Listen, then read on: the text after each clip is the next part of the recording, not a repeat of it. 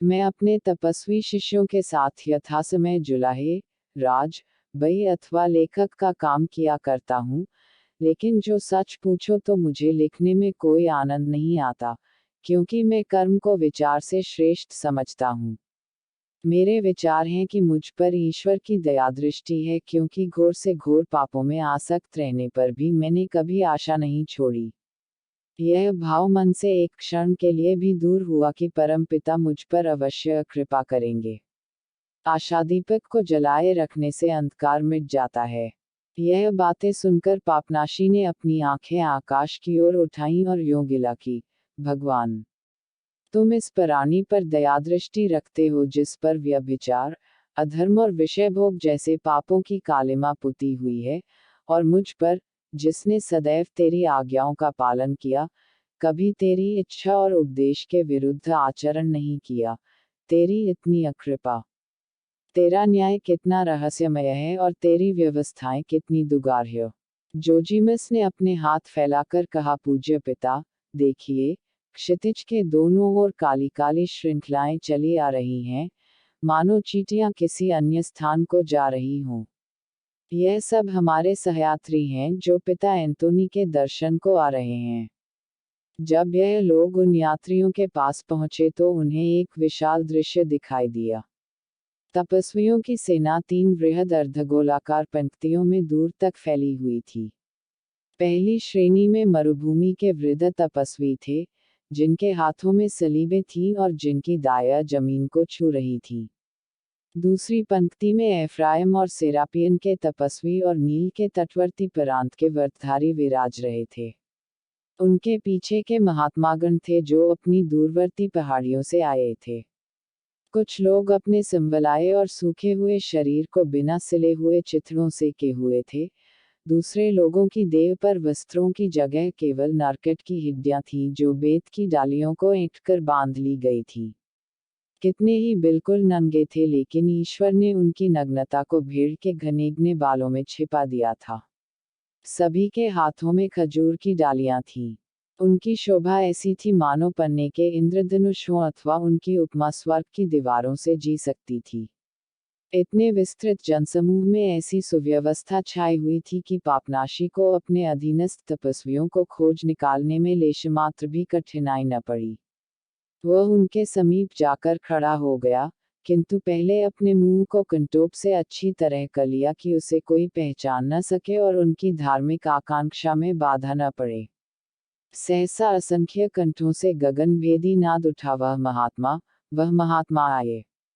देखो, वह मुक्तात्मा है जिसने नरक और शैतान को परास्त कर दिया है, जो ईश्वर का चहेता, हमारा पूज्य पिता एंटोनी है। तब चारों ओर सन्नाटा छा गया और प्रत्येक मस्तक पृथ्वी पर झुक गया। उस विस्तीर्ण मरुस्थल में एक पर्वत के शिखर पर से महात्मा एंटोनी अपने 2 प्रिय शिष्यों के हाथों के सहारे, जिनके नाम मकीरियस और अमेथिस थे, आहिस्ता से उतर रहे थे। वह धीरे धीरे चलते थे, पर उनका शरीर अभी तक तीर की भांति सीधा था और उससे उनकी असाधारण शक्ति प्रकट होती थी। उनकी श्वेत चौड़ी छाती पर फैली हुई थी और उनके मुड़े हुए चिकने सिर पर प्रकाश की रेखाएं यूं जगमगा रही थी मानो मूसा पैगंबर का मस्तक हो। उनकी आंखों में उकाब की आंखों की सी तीव्र ज्योति थी, और उनके गोल कपोलों पर बालकों की सी मधुर मुस्कान थी। अपने भक्तों को आशीर्वाद देने के लिए वह अपनी बाहें उठाए हुए थे, जो एक शताब्दी के असाधारण और अविश्रांत परिश्रम से जर्जर हो गई थी। अंत में उनके मुख से यह परिम्य शब्द उच्चरित हुए, ए जेकब, तेरे मंडप कितने विशाल, और ए इस्राएल, तेरे शामियाने कितने सुखमय हैं। इसके एक क्षण के उपरांत वह जीती जागती दीवार एक सिरे से दूसरे सिरे तक मधुर मेघध्वनि की भांति इस भजन से गुंजरित हो गई, धन्य है वह प्राणी जो ईश्वर भीरु है। एंटोनी अमेथिस और मकीरियस के साथ वृद्ध तपस्वियों, व्रतधारियों और ब्रह्मचारियों के बीच में से होते हुए निकले। यह महात्मा जिसने स्वर्ग और नरक दोनों ही देखा था, यह तपस्वी जिसने एक पर्वत के शिखर पर बैठे हुए ईसाई धर्म का संचालन किया था, यह ऋषि जिसने विधर्मियों और नास्तिकों का काफिया तंग कर दिया था, इस समय अपने प्रत्येक पुत्र से स्नेहमय शब्दों में बोलता था, और प्रसन्न मुख उसने विदा मांगता था, किंतु आज उसकी स्वर्ग यात्रा का शुभ दिवस था। परमपिता ईश्वर ने आज अपने लाडले बेटे को अपने यहाँ आने का निमंत्रण दिया था। उसने एफ्राइम और सिरपियन के अध्यक्षों से कहा, तुम दोनों बहुसंख्यक सेनाओं के नेतृत्व और संचालन में कुशल हो, इसलिए तुम दोनों स्वर्ग में स्वर्ण के सैनिक वस्त्र धारण करोगे और देवदूतों के नेता मिकाएल अपनी सेनाओं के सेनापति की पदवी तुम्हें प्रदान करेंगे। वृद्ध पॉल को देखकर उन्होंने उसे आलिंगन किया और बोले, देखो, यह मेरे समस्त पुत्रों में सज्जन और दयालु है। इसकी आत्मा से ऐसी मनोहर सुरभि प्रस्फुटित होती है जैसी गुलाब की कलियों के फूलों से, जिन्हें वह नित्य बोता है। संत जोजिमिस को उन्होंने इन शब्दों में संबोधित किया, तू कभी ईश्वरीय दया और क्षमा से निराश नहीं हुआ, इसलिए तेरी आत्मा में ईश्वरीय शांति का निवास है। तेरी सुकीर्ति का कमल तेरे कुकर्मों के कीचड़ से उदय हुआ है।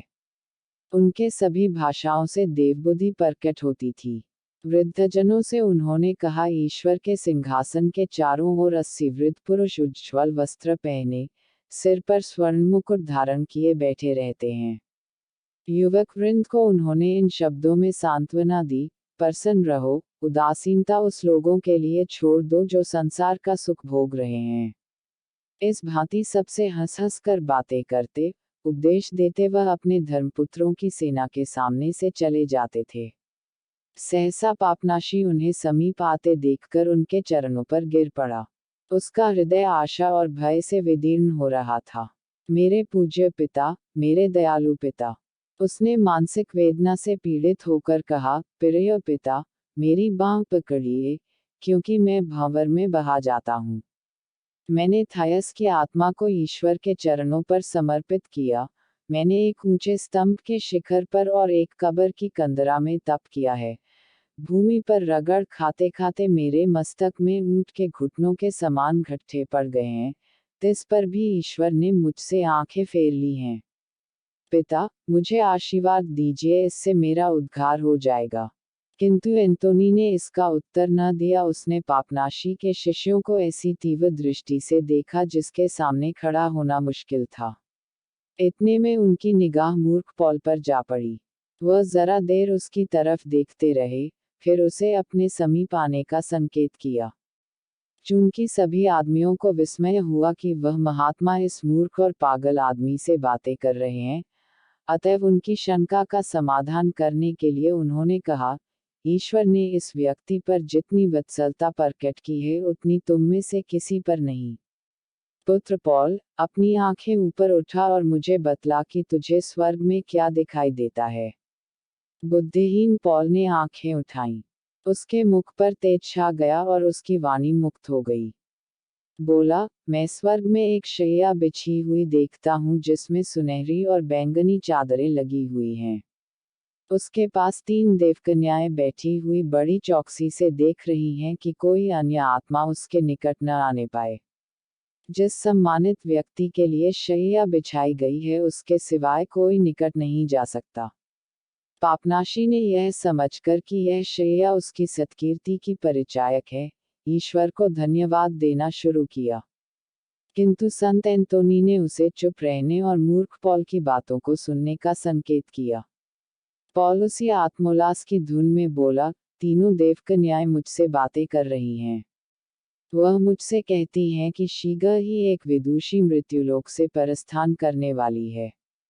इस्कंद्रिया की थायस मरणासन है, और हमने यह शैया उसके आदर सत्कार के निमित्त तैयार की है, क्योंकि हम तीनों उसी की विभूतियां हैं। हमारे नाम है भक्ति, भय और प्रेम। एंटोनी ने पूछा, प्रिय पुत्र, तुझे और क्या दिखाई देता है? मूर्ख पॉल ने अधर से ऊर्ध्व तक शून्य दृष्टि से देखा, एक क्षितिज से दूसरी क्षितिज तक नजर दौड़ाई। सहसा उसकी दृष्टि पापनाशी पर जा पड़ी। दैरवी भय से उसका मुंह पीला पड़ गया और उसके नेत्रों से अदृश्य ज्वाला निकलने लगी। उसने एक लंबी सांस लेकर कहा, मैं 3 पिशाचों को देख रहा हूँ जो उमंग से भरे हुए इस मनुष्य को पकड़ने की तैयारी कर रहे हैं। उनमें से एक का आकार एक स्तंभ की भांति है, दूसरे का एक स्त्री की भांति और तीसरे का एक जादूगर की भांति। तीनों के नाम गर्म लोहे से दाग दिए हैं, एक का मस्तक पर, दूसरे के पेट पर और तीसरे का छाती पर, और वे नाम हैं अहंकार, विलास, प्रेम और शंका। बस, मुझे और कुछ नहीं सूझता। यह कहने के बाद पॉल की आंखें फिर निष्प्रभ हो गईं, मुंह नीचे को लटक गया और वह पूर्ववत सीधा सादा मालूम होने लगा। जब पापनाशी ने शिष्यगण एंटोनी की ओर सचिंत और सशंक भाव से देखने लगे तो उन्होंने यह शब्द कहे, ईश्वर ने अपनी सच्चाई व्यवस्था सुना दी। हमारा कर्तव्य है कि हम उसको शिरोधार्य करें और चुप रहें। असंतोष और गिला उसके सेवकों के लिए उपयुक्त नहीं। यह कहकर वह आगे बढ़ गए। सूर्य ने अस्ताचल को प्रयाण किया और उसे अपने अरुण प्रकाश से आलोकित कर दिया। संत एंटोनी की छाया देवी लीला से अत्यंत दीर्घ रूप धारण करके उसके पीछे एक अनंत गलीचे की भांति फैली हुई थी, कि संत एंटोनी की स्मृति भी इस भांति दीर्घजीवी होगी और लोग अनंत काल तक उसका यश गाते रहेंगे। किंतु पापनाशी वज्राहत की भांति खड़ा रहा। उसे न कुछ सूझता था, न कुछ सुनाई देता था। यही शब्द उसके कानों में गूंज रहे थे, थायस मरणासन है। उसे कभी इस बात का ध्यान ही न आया था। 20 वर्षों तक निरंतर उसने मोमियाई के सिर को देखा था, मृत्यु का स्वरूप उसकी आंखों के सम्मुख रहता था। पर यह विचार कि मृत्यु एक दिन थायस की आंखें बंद कर देगी, उसे घोर आश्चर्य में डाल रहा था। थायस मर रही है, इन शब्दों में कितनी विस्मयकारी और भयंकर आशय है। थायस मर रही है, वह अब इस लोक में न रहेगी, तो फिर सूर्य का, फूलों का, सरोवरों का और समस्त सृष्टि का उद्देश्य ही क्या? इस ब्रह्मांड ही की क्या आवश्यकता है? सहसा वह झपट कर चला, उसे देखूंगा, एक बार फिर उससे मिलूंगा। वह दौड़ने लगा। उसे कुछ खबर न थी कि वह कहाँ जा रहा है, किंतु अंतःप्रेरणा उसे अविचल रूप से लक्ष्य की ओर लिए जाती थी। वह सीधे नील नदी की ओर चला जा रहा था। नदी पर उसे पालों का एक समूह तैरता हुआ दिखाई पड़ा। वह कूदकर एक नौक में जा बैठा, जिसे हबशी चला रहे थे, और वहां नौक के मुस्तूल पर पीठ टेककर मुदित आंखों से यात्रा मार्ग का स्मरण करता हुआ, वह त्रकोध और वेदना से बोला, आह, मैं कितना मूर्ख हूं कि थायस को पहले ही अपना न कर लिया जब समय था। कितना मूर्ख हूं कि समझा कि संसार में थायस के सिवा और भी कुछ है। कितना पागलपन था। मैं ईश्वर के विचार में, आत्मोद्धार की चिंता में, अनंत जीवन की आकांक्षा में रत रहता। मानो थॉमस को देखने के बाद भी इन पाखंडों में कुछ महत्व था। मुझे उस समय कुछ न सूझा कि उस स्त्री के चुंबन में अनंत सुख भरा हुआ है, और उसके बिना जीवन निरर्थक है, जिसका मूल्य एक डहस्वप्न से अधिक नहीं। मूर्ख, तूने उसे देखा, फिर भी तुझे परलोक के सुखों की इच्छा बनी रही। अरे काय, तू उसे देखकर भी ईश्वर से डरता रहा। ईश्वर, स्वर्ग, अनादि, यह सब क्या गोरख धंधा है? उनमें रखा ही क्या है, और क्या वह उस आनंद का अल्पांश नहीं दे सकते हैं जो तुझे उससे मिलता? अरे अभागे, निबुद्धि, मिथ्यावादी, मूर्ख, जो थायस के अधरों को छोड़कर ईश्वरीय कृपा को अन्यत्र खोजता रहा। तेरी आंखों पर किसने पर्दा डाल दिया था? उस प्राणी का सत्यानाश हो जाए जिसने उस समय तुझे अंधा बना दिया था। तुझे दैवी कोप का क्या भय था जब तू उसके प्रेम का एक क्षण भी आनंद उठा लेता? पर तूने ऐसा न किया। उसने तेरे लिए अपनी बाहें फैला दी थी, जिनमें मांस के साथ फूलों की सुगंध मिश्रित थी, और तूने उसके उन्मुक्त वृक्ष के अनुपम सुधा सागर में अपने को प्लावित न कर दिया। तू नित्य उस द्वेषध्वनि पर कान लगाए रहा जो तुझसे कहती थी, भाग भाग। अंधे, हा शोक, पश्चाताप, हा निराश। नरक में उसे कभी न भूलने वाली घड़ी की आनंद स्मृति ले जाने का और ईश्वर से यह कहने का अवसर हाथों से निकल गया कि मेरे मांस को जला, मेरी धमनियों में जितना रक्त है उसे चूस ले, मेरी सारी हड्डियों को चूर चूर कर दे,